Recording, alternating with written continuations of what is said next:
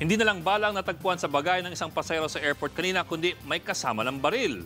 Bukod sa kanya, 2 pang katao ang inaresto. Umaaksyon live si Faith Del Mundo. Faith.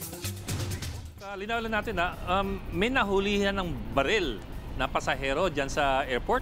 Ganun ba? At anong findings nila? Ito ba ang taong may permit to bring a firearm along?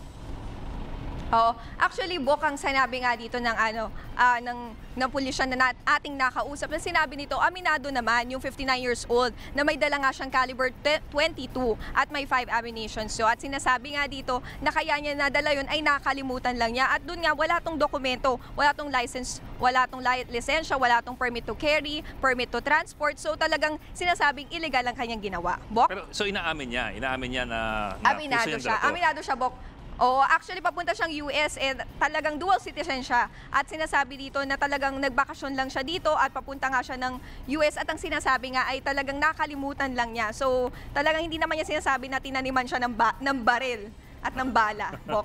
Okay. Pero Bok, saan ito nahuli? Would you know kung anong bahagi ng airport nahuli ito? Kasi may dalawang, di ba, there are 2 layers of x-rays dun sa airport eh. Dun sa unang entrance at pangalawa dun sa pre-departure lounge. Papasok pre-departure lounge. Which one ang nakahuli sa kanya?